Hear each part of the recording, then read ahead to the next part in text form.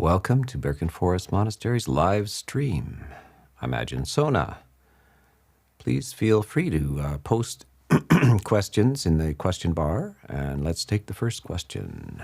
Pia. Ajahn, our first question today is from the live stream from Upasaka Mustafa in Iran. Dear Ajahn, phenomenologically, what is the difference of neutrality in delusion with neutrality in equanimity? Yeah, well, I'm going to have to examine the question a little bit for the sake of the audience. The neutrality, I hope this is what is meant. The neutrality is, non-reactive. Now, so people are not enlightened and they have a neutral opinion about certain things in the world, but it's not based out of wisdom or knowledge. It's perhaps a thoroughly mistaken idea, and they're neutral about it.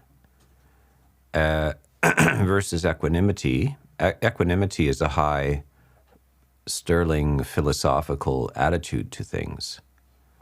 Equanimity is the balance in success and failure, good fortune, bad fortune, fame and obscurity,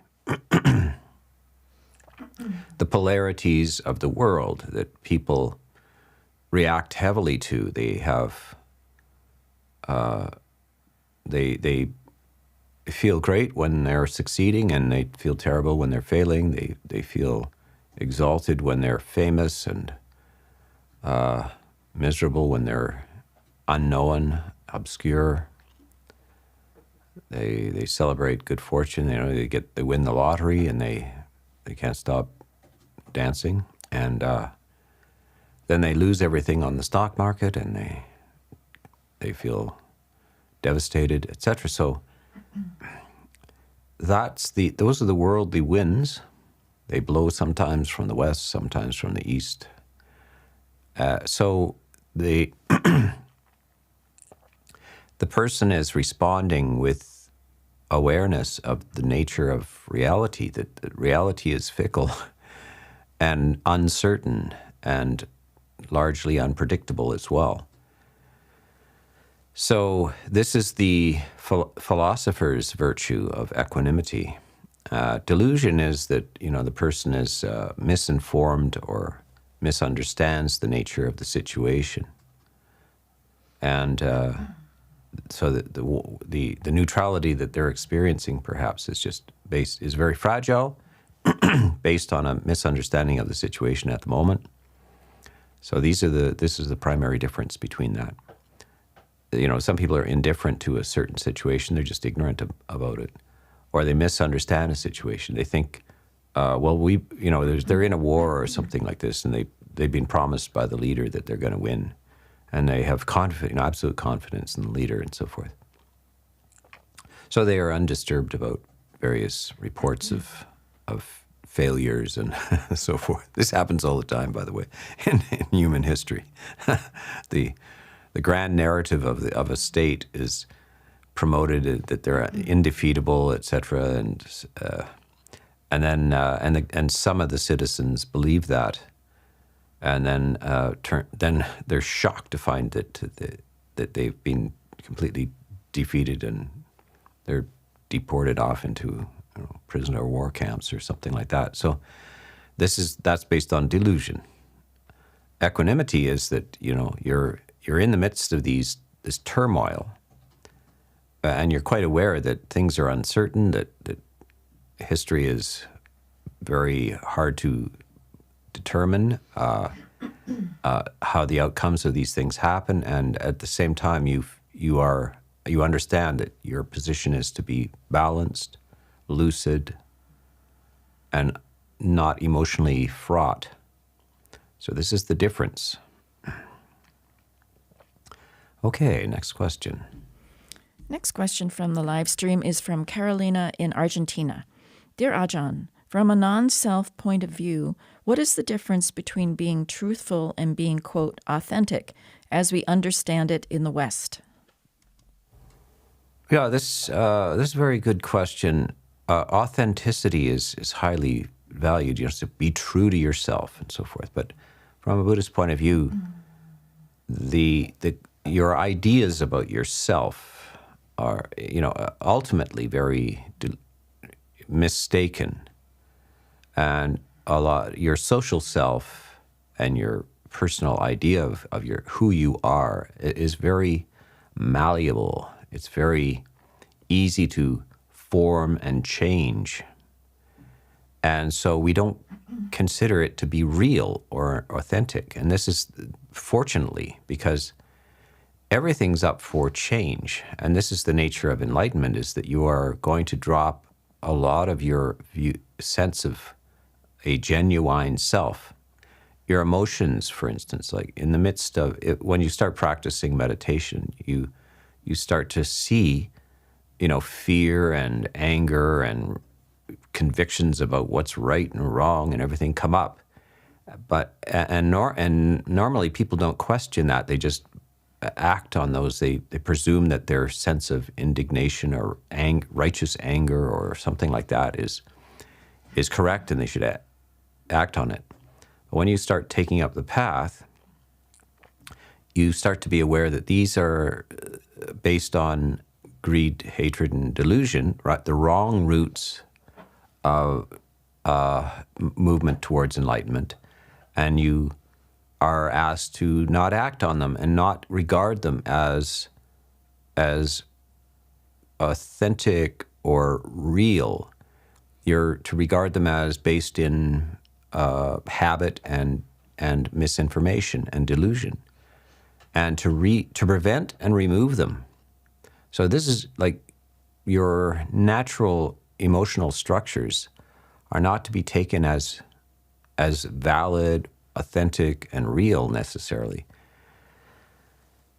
Most people do that. Well, they're upset because that's how I feel, and they feel justified in being one with their feelings. But if you will stay in a spiral of delusion if you do that.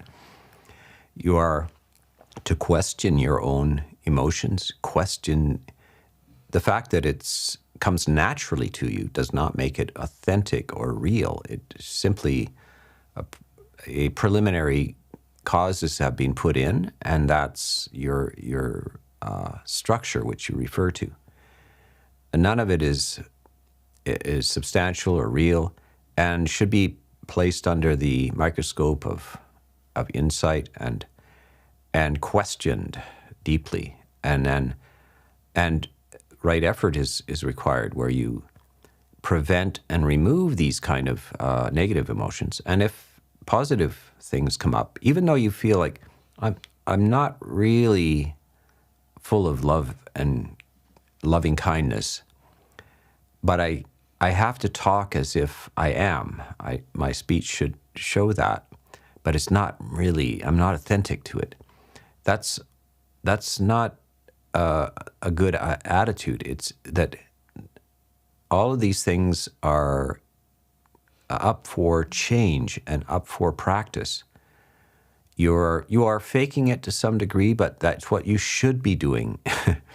If you're learning to play the piano, you play the notes, you're not really feeling the music, etc., but you try to play it as it's written, and that it's not deeply felt, but you must, you must fake it until it does become the actual music. There's nothing inauthentic about that. The transformation of personality into something that you are not does not benefit by regarding some aspect of your personality as authentic and some as not. So it's a matter of you are acting out and practicing a new structure of personality, and eventually it becomes second nature, and it feels then like who you are. So yeah, one should abandon this notion of authenticity and so forth. It's all up for change, all up for modification, for in for a beneficial result. That's what we're looking for. Yeah. Next question from the live stream is from Mystic Fiddler in Arizona, United States. Dear Ajahn, I feel like I'm being irresponsible by not speaking up, right speech, when bad things happen in the world. However, it also seems that becoming involved and choosing sides in a wrong action because it positions me with some who use anger as a driving force. How to resolve this conflict more in keeping with Dhamma? Yeah, until you come across Dhamma or some sort of larger truth about the nature of existence and the motivations of humans, you are going to be entangled in these impossible situations. Melodrama on a grand scale, wars and social positions and political actions and so forth, fevered kind of emotional rhetoric and appeals to emotion and grand cries for justice and so forth. And if you don't have a large and higher view of the nature of reality, you're going to be endlessly in distress, endlessly riled up by the passions and so forth. And you will be, and ultimately, it won't be resolved. It's not a movie where they win the war and everything's great forever, you know. It's not war and peace. It's pretty well perpetual war until delusion is lifted. The roots of these problems and difficulties are primary deep levels of ignorance and delusions. And they're not fixed with Band-Aids. You get temporary relief for sometimes, but it's just it's festering, and it is inevitable that it'll rise again. So you remember the First World War wasn't called the First World War. It was called the Great War, or the War to End All Wars. Ha, ha, ha. Well, if you felt great relief at the end of the Great War, because it was the war to end all wars, too bad, because it wasn't very long till the next one came up. And so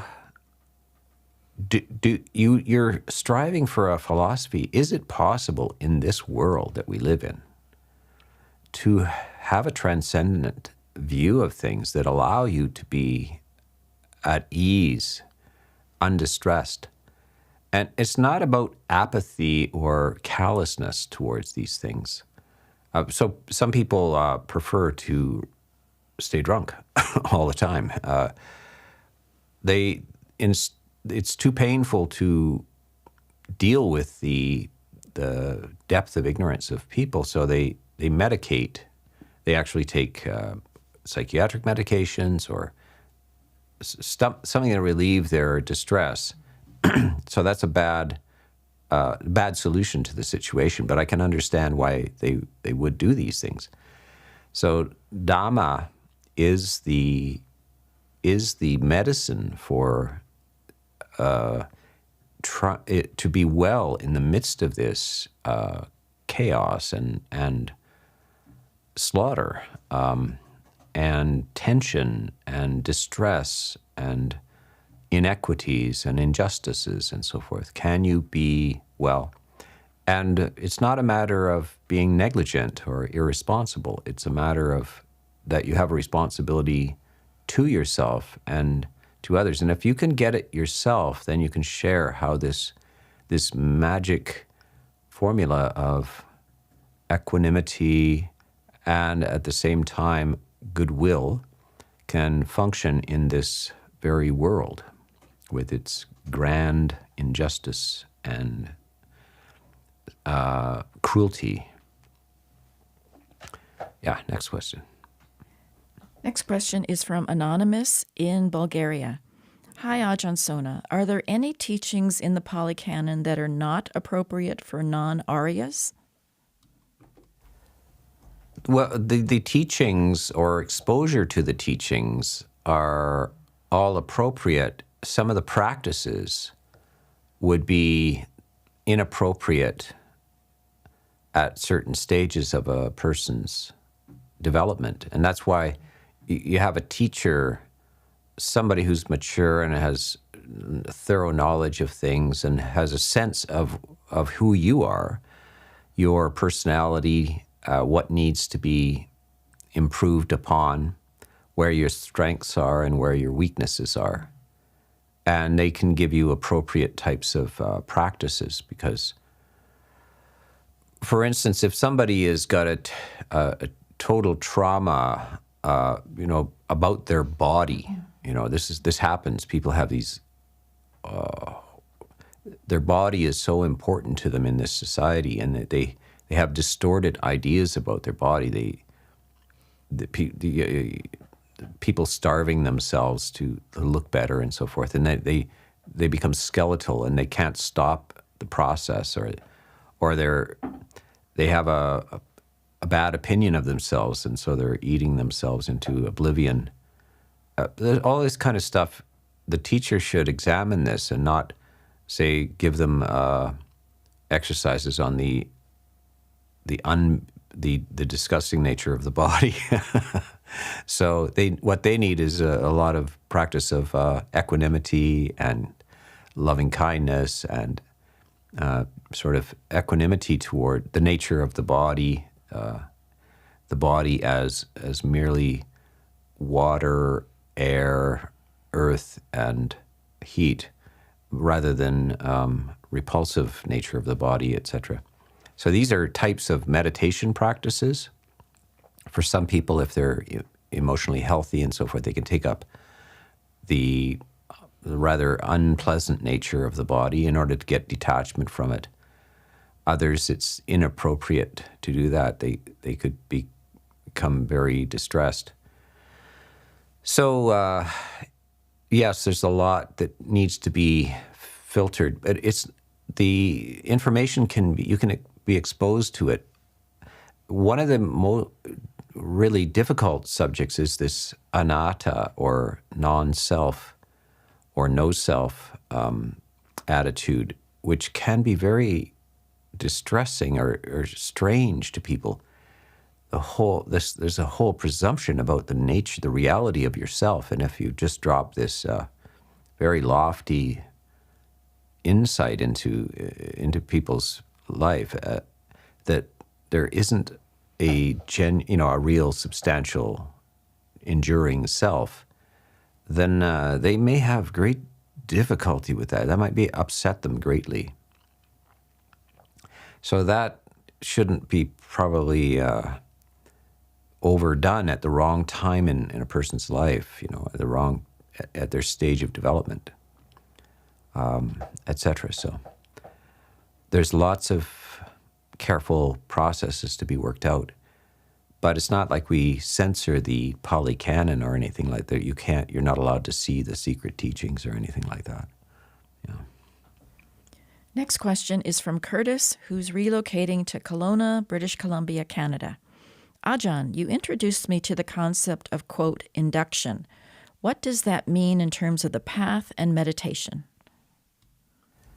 Well, it's a very important concept that, and in some schools, they don't quite understand it. They think that certain types of positive emotional structures, happiness, joy, equanimity, all of these things are supposed to arise naturally, and that you just watch and they somehow arise spontaneously, and that's the real thing. Actually, the Buddha is suggesting that you induce it, you create it deliberately with intention, full intention. You rouse and raise and energize and develop positive emotional states. The positive emotional states, primarily of the enlightened person, are in the spectrum of joy and serenity.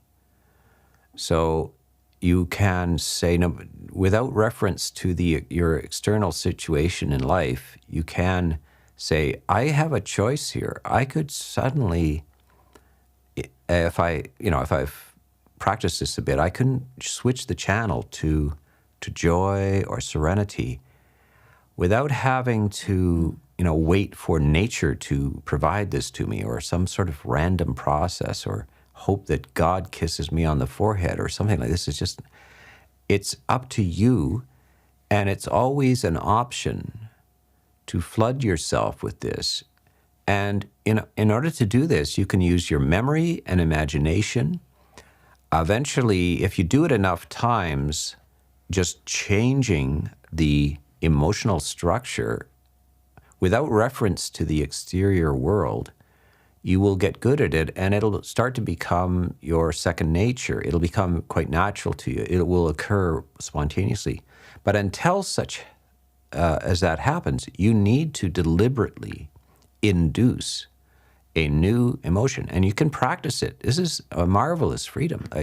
You mean I'm allowed to feel happy when the world is not at peace? Meanwhile, people are suffering, wars are happening, all this, and I'm allowed to feel joy? Yeah, like who's stopping you? Nobody's stopping you. Is it ethical to feel joy in the midst of this turmoil and inevitable distress of the world? Yes, it's the proper attitude. Because do you want to add to the distress of the world? Do you want to be one more suffering person, or do you want to be one less suffering person? So it's an ethical thing. If you would wish well-being and happiness on others, you should also wish it for yourself. And for others, you can't make it happen, but for yourself, you can actually generate it. So induction is the generation of positive emotions. Some people will think, oh, that's kind of delusional or something like that, that in this bad situation, you're feeling, well, what's wrong with you? But actually, it's what's wrong with them. You can't assign your emotional structure to the world. You can't let the world dictate how you feel. That's a bad plan. You need to not sever the strings between you and the world, and pull your own strings. You are not a puppet of the world. You are an independent being, and you make the choices about how you feel. And you get up in the morning and choose the emotions you are going to generate and work on and produce. So this is quite contrary to the normal psychological advice, etc. Although some psychologists would certainly ask you to change and improve your moods. I don't think anybody wants people to walk around being depressed or infuriated. So more or less the psychological advice is normality, like kind of a normal, some anger sometimes, and appropriate anger and appropriate sadness and appropriate this and that. The Buddha is suggesting supernormal attainments where none of those distress structures are appropriate. Ultimately, the really wise person transcends all of that and is no longer subject to the whims of the world. Okay, next. Next question from the live stream is from Tissa and Molly in British Columbia, Canada. Hello, Ajahn and team, with much gratitude. We've read about the 4 themes of enlightenment: reason, science, humanism, and progress. Can you please discuss how these are reflected in Buddhist practice? Yeah, those are the characteristics of the European Enlightenment, which occurred in the beginning of the 17th, 18th century Europe, the so-called Enlightenment. And it was a transference away from religious ideas to science. I don't think the earliest thinkers totally realized what they were doing. they had this notion. They might not even have understood it, that it's actually a kind of a religious idea.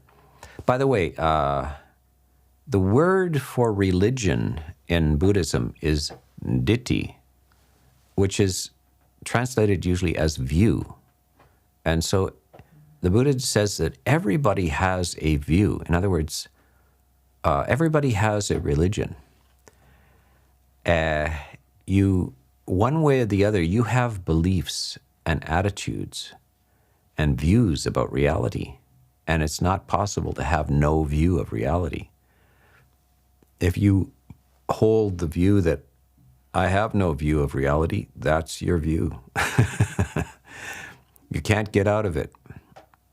So this idea that light arises, enlightenment, that knowledge and well-being or something arises from the scientific method, from humanism, like the focus strictly on the well-being of humans in this life and not beyond this life or any transcendent values, so social reform, etc. And progress. By the way, so this this is a new idea that things get better, that progress happens. So this is this is a certain kind of belief. This is a view of things. Others would say things don't get better, they just change. They're different, but they're not better. And there is no such thing as progress. And that the scientific viewpoint may examine, unravel the mystery of the atom or something like this, or the mystery of how big the universe is. But that's a project. And does it have deep value? So all of these things are choices, and this word enlightenment is provided by people with a certain view that that science is the way to knowledge. Humanism is the highest value, not religious transcendent ideas, ideas of heaven and so forth.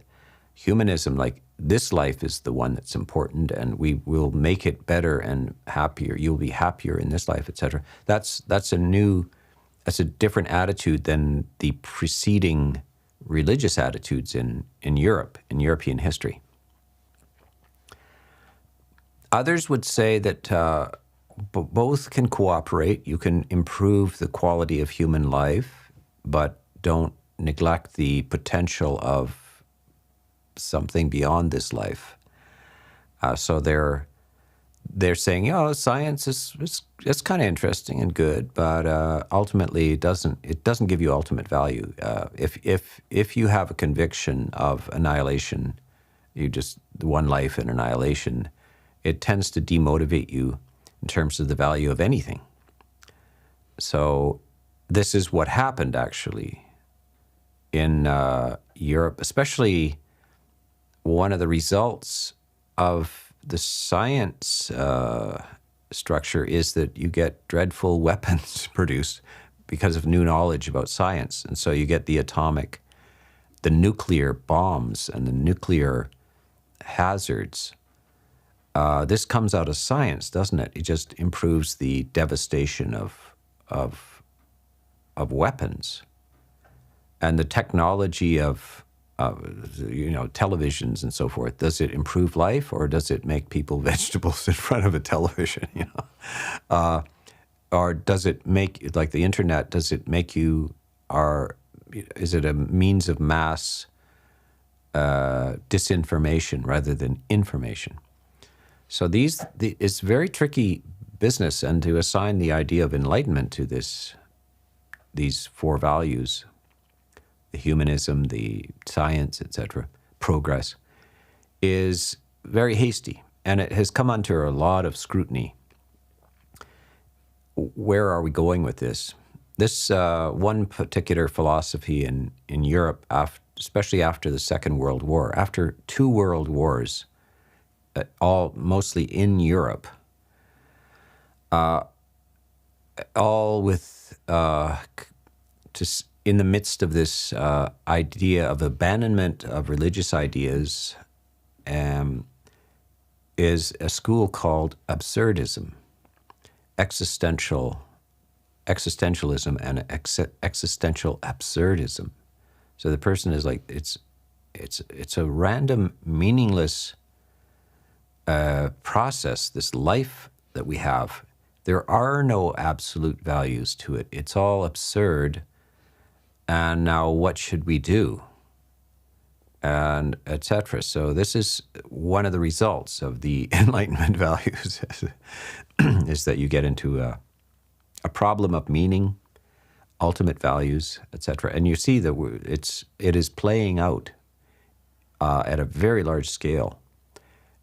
Many people are not aware of this. The early intellectuals in Europe become aware of this, and then it slowly starts to seep into society. By the way, Buddhism has been there, done that 2,500 years ago. There was full discussions of people who held a view of that life is essentially meaningless, and when you die, that's it. That was a view which was allowed to be expressed. The Buddha did not agree with that view. The other views were there's no point in trying to change anything. You're actually rigidly predetermined to just follow your fate. That also was rejected. So Buddhism has a great depth of information and strategies for dealing with the situation. And the Enlightenment values of Europe are not what the Buddha means by enlightenment. Yeah. Next question from the live stream is from Mo Mehta in Missouri, United States. Is there a specific reason why we take 5 or 8 precepts? I realize 5 being the minimum to progress on the path. Does it make sense to practice with, let's say, 7 precepts and let the one with music and entertainment out for a while? With your past as a classical musician, can you please speak to the freedom that comes or can come from observing the 7th precept? Well, the 5 precepts are moral precepts, especially the first 4. Not to kill, not to steal, no sexual misconduct, not to lie. And then the 5th precept is to abstain from intoxicants. And the primary reason for that is that with intoxication, your moral judgment is in peril.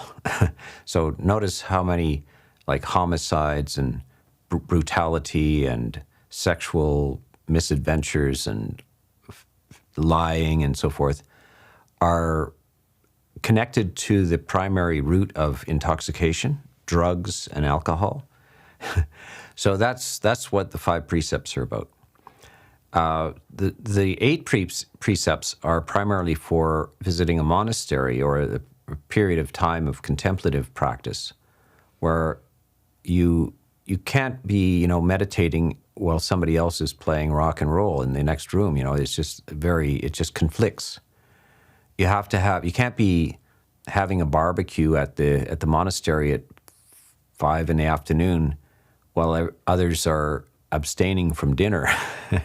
So it's a cooperative thing. So singing and dancing and wearing elaborate makeup and provocative clothes and so forth, they're just antagonistic to the deep practice of serenity. You can see it in other walks of life as well. They might, if you're in the military, you can't be just wearing heavy-duty makeup and provoking each other, and you need to. The enemy will hear you if you play the guitar. So they have to provide conditions as well. In the midst of at a university class, you can't be interrupting it with just decide to play some music or sing, stand up and sing while everybody else is trying to study. Notice in the library, it's very similar to that. Special conditions for a library: shh, don't talk, no talking. And they might even, if you open, a nice, savory flask of soup and decide to have some soup while you read your books, they might even come over and say, that's disturbing us. Perfumes and so forth on a plane. If somebody's just saturated with perfume, it's just might be the wrong thing. You can't even eat peanuts, right, on the plane. Somebody's got an allergy to it. So these are special conditions for the contemplative practice. So that's the abandonment of music. Aside from that, if you want to, for the layperson, it's not necessary to, systematically not eat after noon. It's not a moral precept. It's a community precept for specific purposes to just simplify life, and all agreed on. And so that's what that precept about not eating and the singing and the dancing and so forth is to prevent people, being distracted or intruding on others. At home, lay people are not under those 8 precepts, but if you want to kind of live like a monastic in the lay life, you may choose to simplify your life. And if you give up the entertainment structures, then you will be forced to face yourself in a kind of a direct way. And that's where a lot of work can get done. A lot of work can get done if you don't have distractions and so forth. So that's the purpose of that. Yeah. Next question is from Marcus in Santa Monica, California, United States. Is there such a thing as collective karma? I ask this as a U.S. citizen who is greatly disturbed by this country's foreign policies. I feel disempowered in the sense of opposing these policies. Nevertheless, I am a member of this society. Yeah, so if your attitude leaves you in an impossible situation where it's totally unsatisfactory. But as long as you feel that you have a duty to object to everything that's going on around you, occasionally something goes your way and you celebrate, and when it's not going your way, you feel distressed and angry and resentful, maybe sad. Well, that's a no-win situation. You're in a no-win situation. And it's not, you can't just move out. You can't just, go to Canada. You can, but it won't solve the basic facts of what's going on.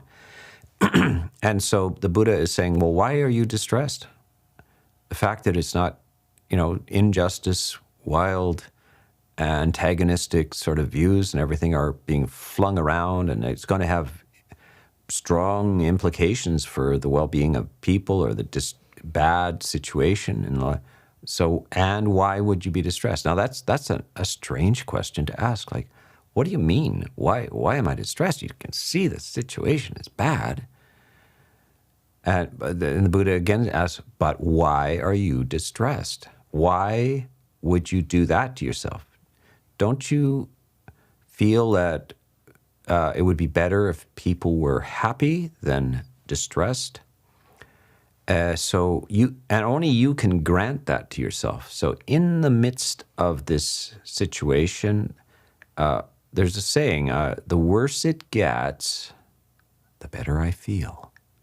What a weird thing to say. The worse it gets, the better I feel. You're not celebrating that it's bad. It's that it's important that you do not add to the suffering and the distress. And only each individual can make that choice, not to add distress to distress.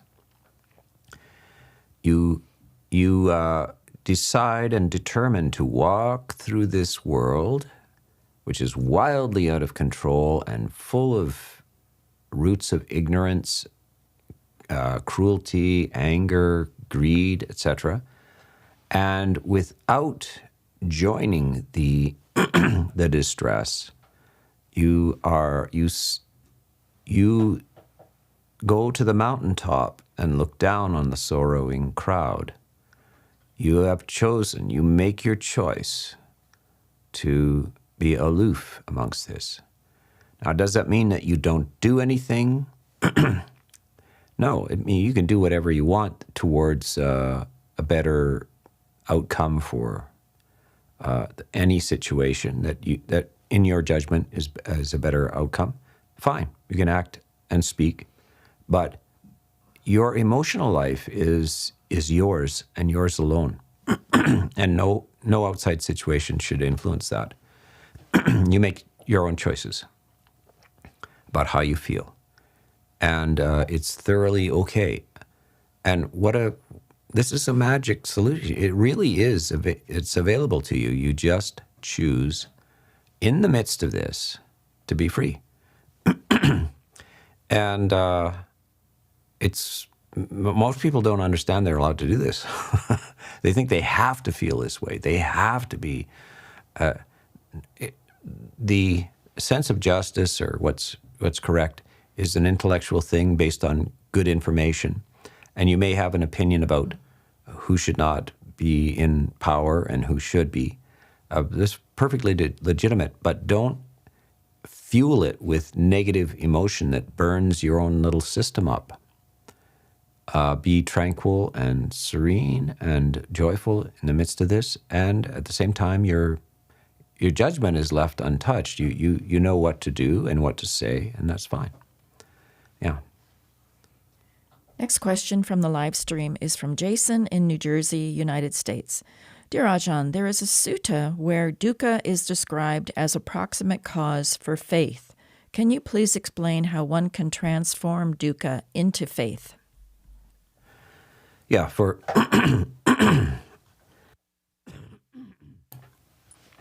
the audience, dukkha is sometimes translated as pain, suffering, or unsatisfactoriness.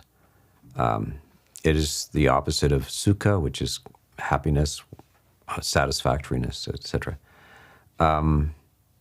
So how does dukkha, or suffering, lead to the arising of faith?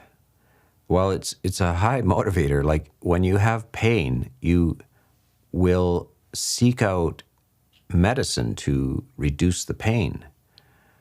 You know, a person who has a grave illness will be very energized to seek out a doctor. You will go and wait in the emergency ward for however many hours it takes, because the pain in your body is so excruciating.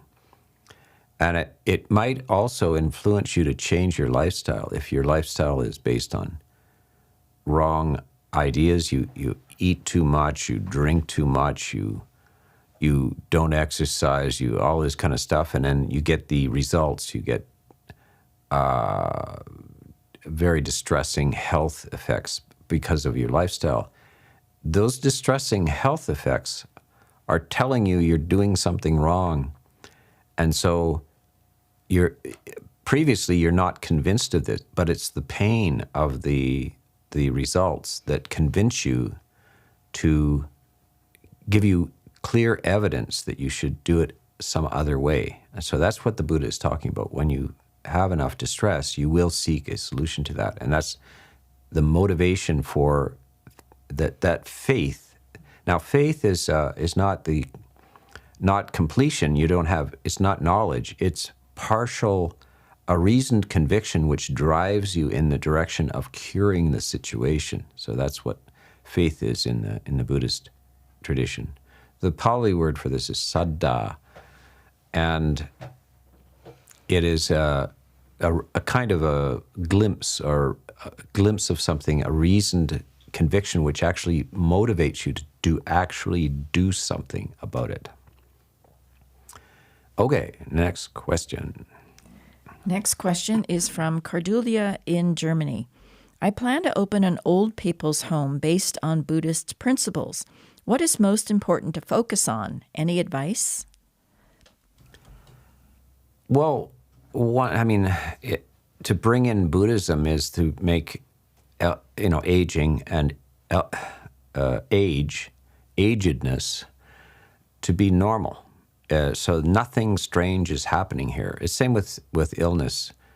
It's very important that we don't think, what's happening here? This shouldn't be happening. That's where the distress and the alarm comes from. This shouldn't be happening. Actually, it should be happening. It is the nature of birth. So, by the way, so the Buddha, one of the stories about the Buddha going off to be a monastic or a renunciant was that he saw these signs, and these are signs are often called heavenly signs, sent from heaven.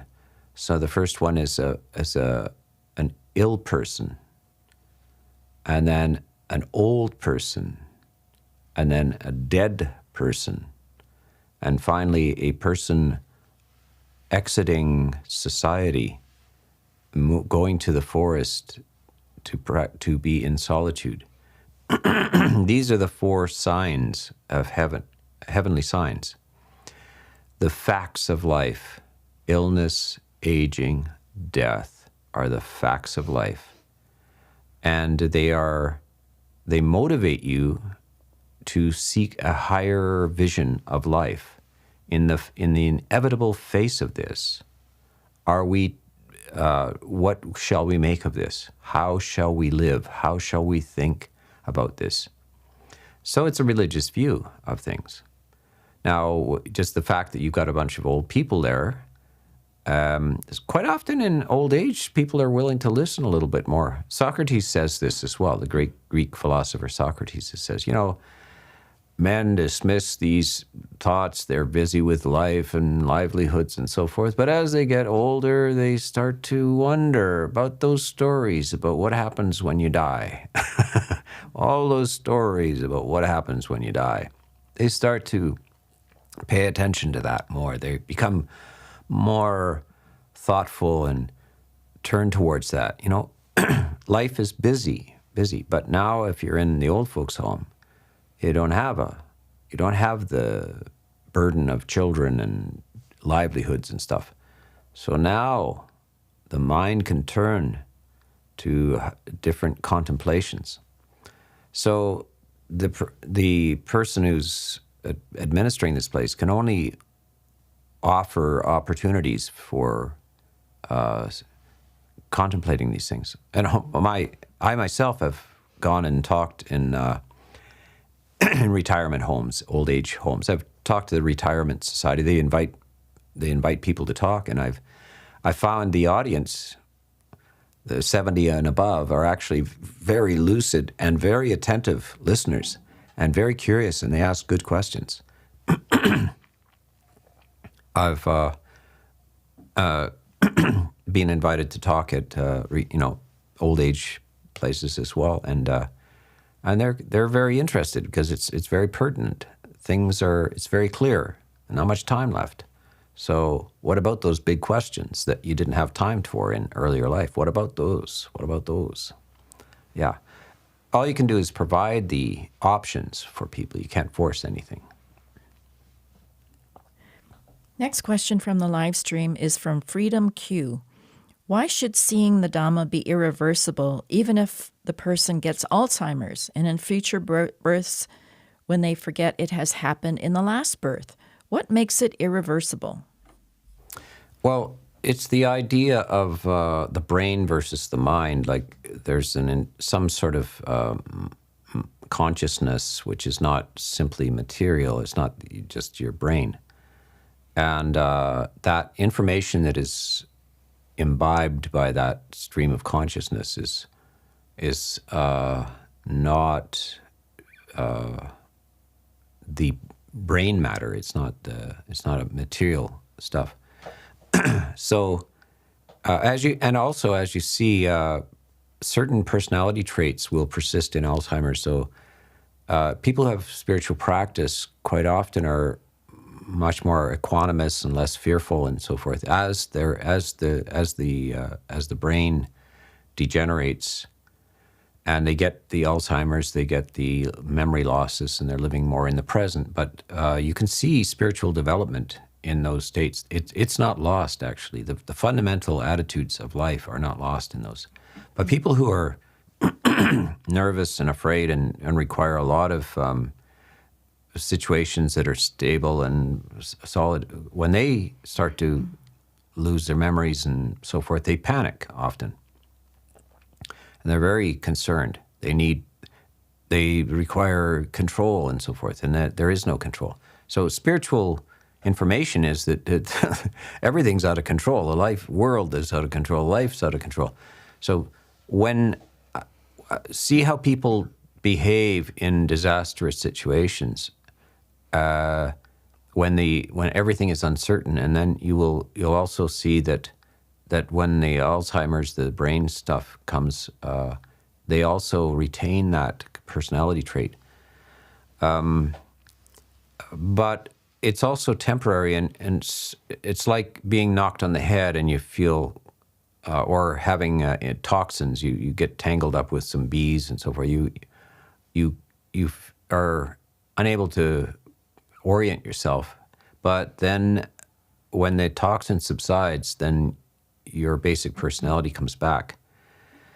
So this is the case of Alzheimer's, and even the passage of into another life. It's not that it's forgotten. It's the stamp of accumulated spiritual practice refreshes itself, returns, and is not merely a matter of not merely matter, as in the brain. So this is where the question is essential, is that if you have a theory that the mind is nothing but gray matter or chemicals in your gray matter, then you can't apply this idea. But if you have a sense that consciousness is another dimension of being, which is in relationship to the brain matter, etc., but is not identical to it, then you have a different view of life. Okay, let's have another question. Next question from the live stream is from Dojakan in Turkey. How can someone who was raised in a non-Buddhist culture and whose understanding has been shaped by it strengthen his faith? Oftentimes, I feel like an imitator. Yeah, it is it's a radical transition from if you're emerging from a culture. I mean, certainly the Western men who have become monks, Buddhist monks, they're not from this culture. They have different ideas and so forth, and it's quite a transition. Your whole mind is being reshaped. Your whole view of reality is being reshaped. So there's no little trick here. You expect to undergo a period of radical restructuring of your psychology. This happens when you're deported from your country and dropped into another culture. There's all kinds of people in history have been just rounded up and shipped off to some other place, without necessarily wanting to be. They have to make a living, so they leave an area that's devastated economically, and they move to a new country, and they try to and they have to make the transition, the cultural transition, and they find it very disorienting, etc. So this is the same when you adopt a new philosophy of life. There is a period of disorientation. You're you're into the desert. Sometimes it's not very, there's not a lot to drink. There's not a lot of refreshments. It's dry. You don't have the meaning, etc. But eventually, if you persist, you cross over and you come to the nourishment, and then it starts to feel second nature to you. But yes, don't be surprised that there's a kind of a dry voyage. It's quite disorienting as well.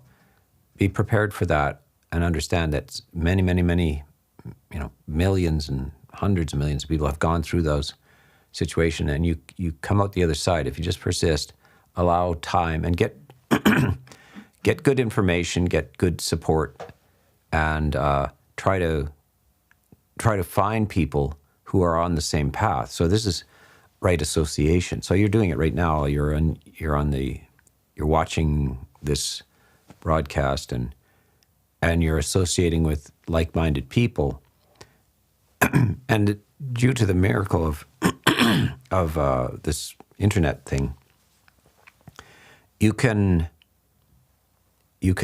relocate, more or less psychologically relocate into a Dhamma circle, and so before that it's very difficult. You maybe get a book, but you don't have people around you. So in this way, you can interact in a sense with somebody who's you can see and who's speaking to you and so forth, the tone of the voice.